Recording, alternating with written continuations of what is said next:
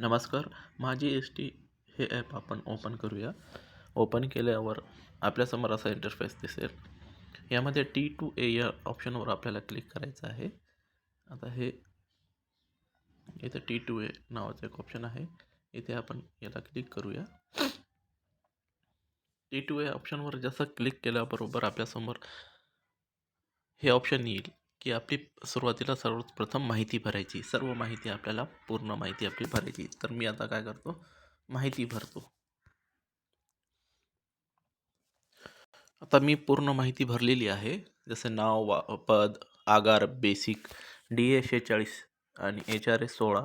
Festival ॲडव्हान्सची कपात माझ्याकडे 1250 आहे, ती टाकली. LICची जी कपात, ST बँकेची कपात आणि ऑदरमध्ये 0. आता मी ही माहिती सेव्ह करतो. सेव्हवर क्लिक केल्यावर आपली माहिती सेव्ह झाली. इथे डेटा सेव्ह सक्सेसफुली असं मेसेज लिहून आला. आता आपण परत T2A यावर क्लिक करूया. आता T2Aला क्लिक केलं की आपल्यासमोर असं दिसेल. आता यामध्ये आपल्याला 3 ऑप्शन दिसतील. T2A पहा, ड्युटीची नोंद करा आणि पेमेंट स्लिप. तर सुरुवातीला आपण काय करू, T2A पहा याच्यावर क्लिक करू. आता हे T2A पहा याच्यावर मी क्लिक केलं, पण याच्यामध्ये मी ऑलरेडी पहिले माहिती सेव्ह केलेली होती, म्हणून ती माहिती ॲटोमॅटिक माझ्या याच्यावर दिसत आहे. तर याच्यामध्ये आपल्याला ड्युटी जर सेव्ह करायची असेल तर ड्युटी नोंद करा याच्यावर क्लिक करायचं आपल्याला. आणि ड्युटी नोंद केल्याच्या नंतर आता इथे आपण 23 तारीख असं तारीख निवडायची. सुरुवातीला तारीख निवडल्याच्या नंतर इथे आपण माझा काय 23 तारखेला ऑफ आहे. ऑफ असल्यामुळे इथे किलोमीटर 0, ड्युटीचे रनिंग टाईम 0 आणि हे नाईट आऊट इथे पण 0 लिहायचं. आता हे एकही एक सर्व माहिती बरोबर लिहायची, एकही माहिती सोडता कामा नये. सबमिटवर मी क्लिक केलं. आता ही माझी 23 तारखेची माहिती सेव्ह झालेली आहे. आता मला 24ची करायची, तर आता मी इथे डेट सिलेक्ट करणार 24ला मला आता काय ड्युटी राहील, तर मला नागपूर ड्युटी असेल. तर आता मी इथे लिहिणार नागपूर. आता नागपूरचे किलोमीटर किती आहेत, तर किलोमीटर आपले 480 किलोमीटर लिहितो आणि याचं रनिंग टाईम किती आहे, 12 तास. इथे मिनिटेमध्ये किती आहे, 0. आणि याचं नाईट आऊट चार्जेस किती आहे, 100 रुपये. आता मी 24 तारखेची ड्युटी ही सेव्ह केली. आता ही ड्युटी सेव्ह झालेली आहे. आता मला 24 तारखेची झाली. आता 25 तारीख मी इथं निवडली. आता नागपूरहून मी रिटर्न येत आहे, तर इथं मी नागपूर रिटर्न लिहिलं. किलोमीटर तेवढेच राहणार, रनिंग टाईम तेवढंच राहणार. हे नाईट आऊट जे आहे ते 0 होणार, कारण दुसऱ्या दिवशी नाईट आऊट भेटणार नाही, एका दिवशी भेटते. आता मी इथे 25 तारखेचं पण डेटा सेव्ह केलेला आहे. आता माहिती माझी सेव्ह झालेली आहे. आता मी T2Aला जाऊन बघतो तर काय, आता T2A पहा. हे बघा, पहिले माझी 22 तारखेपर्यंतच माहिती होती. आता आहे ना 23 तारखेचा एक ऑफ इथे दिसतंय. नंतर 24 तारखेला नागपूर आणि 25 तारखेला नागपूर रिटर्न. हे याचे किलोमीटर आहेत, हे याचे ओव्हरटाईम आहे आणि हे सर्व किलोमीटर आणि हे ओव्हरटाईम आपल्याला अशा प्रकारे दिसत आहे. आता मी इथं बॅक घेतो.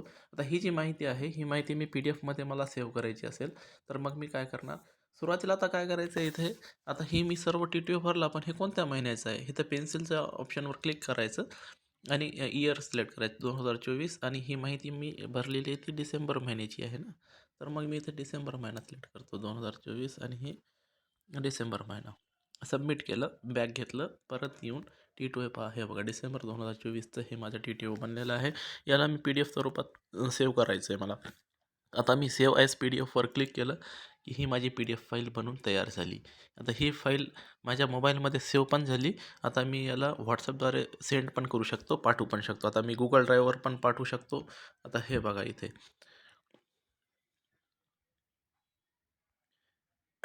हे बघा, हे व्हॉट्सअपवर पाठवू शकतो. इथे Google ड्राईव्हचं ऑप्शन आहे, इथे Google ड्राईव्हवर पण मी पाठवू शकतो. तर या पद्धतीने आहे ना, आपण आपली जी फाईल आहे, तर ती फाईल हे बघा इथे Google ड्राईव्हवर पण मी पाठवू शकतो आणि हे व्हॉट्सअपद्वारे पण मी पाठवू शकतो आणि ईमेल ID वर पण सुद्धा पाठवू शकतो. ईमेल ID वर पाठवली की ते आपली कायमस्वरूपी आपल्यासोबत सेव्ह राहील. आता मी व्हॉट्सअपवर पाठवतो. व्हॉट्सअप सिलेक्ट केला. आता हे इथे मी व्हॉट्सअप कोणाला पाठवायचा त्याचा नंबर टाकला आणि ही माहिती मी सेंड केली. आता ही माहिती माझी PDF स्वरूपात जनरेट झाली. आता हे बघा, याची मी प्रिंट काढू शकतो आणि सेव्ह पण करून ठेवू शकतो. पूर्ण माहिती आहे इथे, कोणत्या तारखेला काय कोणती ड्युटी केलेली आहे सर्व आहे. 1 ते 25 तारखेपर्यंतचा पूर्ण डेटा याच्यामध्ये मी सेव्ह केलेला आहे. ही माहिती माझी सेव्ह झालेली आहे, बरोबर. आता ही माहिती, आता हे TTO माझा सेव्ह झाला. आता TTO सेव्ह झाला. आता मी इथे जाऊन पेमेंट स्लिपवर क्लिक करून पाहतो तर काय की माझे पेमेंट किती निघणार आहे. आता इथे टोटल हे बघा, इथे आहे ना, हे जे आहे हे टोटल 1000 दिवस आहेत आपले. याच्यामध्ये तुम्ही जेवढे दिवस काम केलं तेवढे दिवसाचा पगार तुम्हाला मिळणार आहे. आणि हे महिन्याचे एकूण दिवस आहेत. महिन्याचे किती दिवस आहे? 31 दिवस. 31 दिवसापैकी मी किती दिवस काम केलं? 25 दिवस काम केलं. माझ्या याच्यामध्ये रजा पण होती. काही रजा आणि काही नामंजूर रजा त्या कपात होऊन माझ्या एवढ्या दिवसाचा मला पगार मिळालेला आहे. आणि माझा OT हे OTचे एवढे पैसे मिळालेले आहेत. आता हे HR आहे, बेसिक HR आहे. आणि हे मी कपात म्हणजे मी माझी जी कपात ही सर्व कपात आहे. आता आता इथे बघा, इथे हे ना टोटल माझा ग्रोस सॅलरी एवढी येणार आणि टोटल डिडक्शन एवढं आहे. यापैकी माझ्या हातात दोन्ही कपात होऊन एवढे पैसे माझ्या हातात येणार आहे. तर अशा पद्धतीने आपण हे पेमेंट स्लिप पण बघू शकतो. आता इथे PDF नावाचं जे ऑप्शन आहे बघा इथे, हे बघा, हे PDF नावाचं जे ऑप्शन आहे ना, तर या PDF नावाच्या ऑप्शनवर आपण काय करूया, याच्यावर जर आपण क्लिक केलं की आपलं जी ही पेमेंट स्लिप आहे ती सेव्ह होईल. आता ही मोबाईलमध्ये सेव्ह पण झाली ही पेमेंट स्लिप आणि आपण ही पाठवू पण शकतो कोणालाही. ओके, आता मी व्हॉट्सअपवर ही पेमेंट स्लिप पाठवून दिली.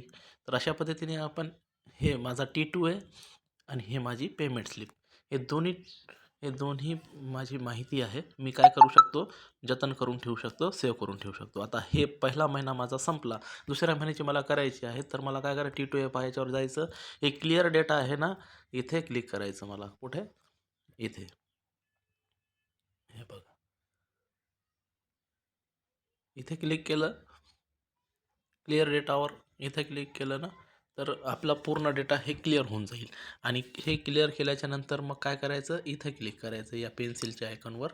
इथे क्लिक केल्याच्या नंतर मग महिना निवडायचा आणि वर्ष निवडायचं, कोणत्या वर्षाचा तुम्हाला TTO भरायचं आहे. तर मग 1 तारखेला कोणती ड्युटी केली, 2 तारखेला कोणती ड्युटी केली, हे एकदा सिलेक्ट केलं की नंतर मग काय करायचं आहे आपल्याला.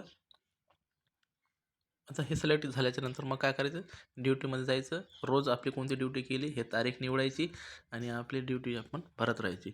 आता एका दिवसामध्ये आपण जर डबल ड्युटी केली असेल तर हे पहिल्या ड्युटीचे पूर्ण इथं लिहायचं. आणि इथे लिहिलेलं आहे बघा की, हे बघा इथे है ना, हे काय लिहिलेलं आहे, डबल ड्युटी केली असल्यास किंवा एखादी फेरी एक्स्ट्रा मारली असेल तर इथे क्लिक करा.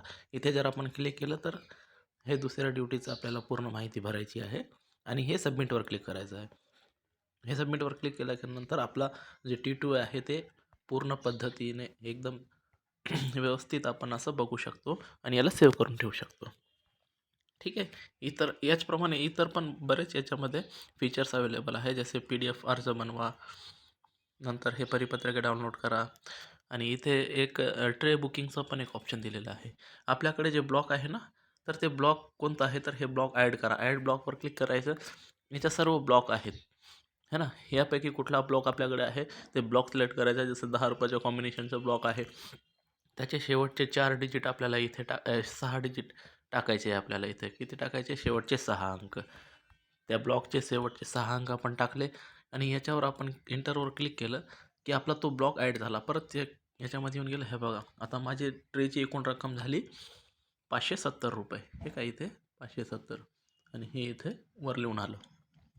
तर आपण इथे बघा, ॲड ब्लॉक करण्यासाठी इथे क्लिक करा आणि एखादा ब्लॉक डिलीट करायचा असेल तर इथे क्लिक करायचं.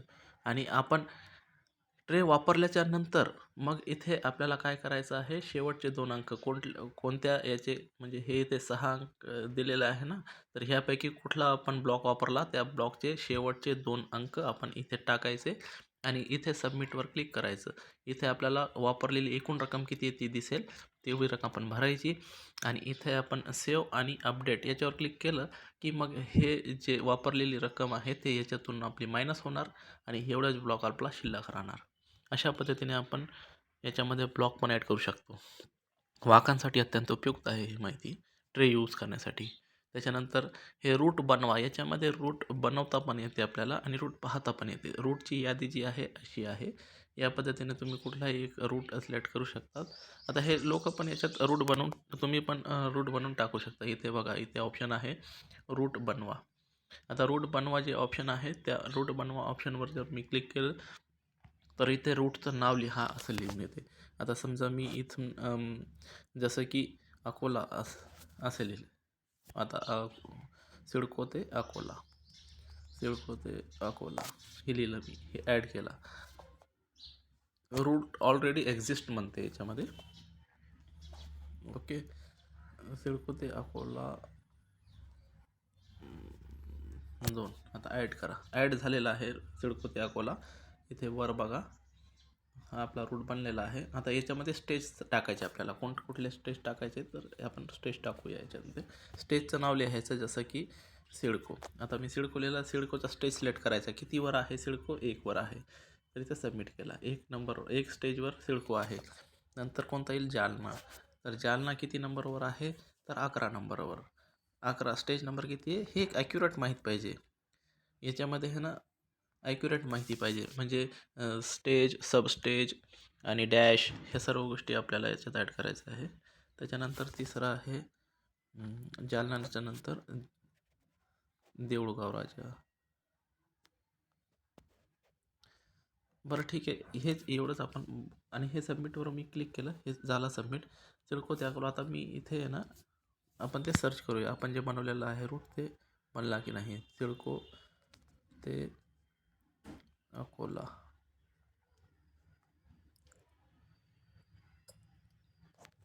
आता आपण सिडको ते अकोला, आता जे आपण रूट बनवलेला तो ॲड झाला की नाही. सिडको ते हे बघा, सिडको ते अकोला 2, हे 2 नंबरवर मी क्लिक केलं. याच्यामध्ये 2च स्टेज ॲड केले होते. तर आता इथे पाहूया आपण. हे बघा, हे जालना आणि हे सिडको. आता तिकीट दर बघा. याच्यामध्ये साध्या गाडीचे किती आहे. हे साध्या गाडीचं हे हाफ 1/4 हे सर्व. आणि हे साधी शयनयान, एशियाड, शिवशाही, शिवनेरी या सर्व गाड्यांचे आपल्याला आहे ना इथे दर पाहायला मिळतात. अशा पद्धतीने आपण याच्यामध्ये रूट पण बनवू शकतात. ठीक आहे. आणि अजून बरेच काही याच्यात कॅल्क्युलेटर आहे. आता हे आपल्याकडे जे वाहकाकडे जे कॅल्क्युलेटर असते, मशीनमधली एकूण रक्कम टाकायची, किती रक्कम आपल्याला आलेली आहे, आपल्याकडे नोटा किती आहे, 500च्या किती आहे, 200च्या किती आहे, 100च्या किती आहे, 50च्या किती आहे. रिझल्टवर क्लिक केलं की आपल्याला हे शॉर्टेज दाखवेल. कारण इथे मी काही संख्या हे केली होती. हे शॉर्टेज असेल तर शॉर्टेज दाखवेल, एक्सेस असेल तर एक्सेस दाखवेल. आणि हे स्क्रीनशॉटवर आपण क्लिक केलं की याचा स्क्रीनशॉट निघून आपण हे सेव्ह पण होईल आणि आपल्याला पाठवू पण शकतो. म्हणजे दररोज आपण किती रुपये भरत आहे ना, तर ते सर्व माहिती आपण सेव्ह करून ठेवू शकतो. हे काय PDF द्वारे आपण सर्व माहिती आपली सेव्ह करू शकतो. अशा पद्धतीने हे ॲप अत्यंत उपयुक्त आहे. प्ले स्टोअरवर जाऊन माझी एस टी नावाने सर्च करा आणि माझी एस टी नावाचा जो ॲप आहे तो यूज करा. ओके, धन्यवाद.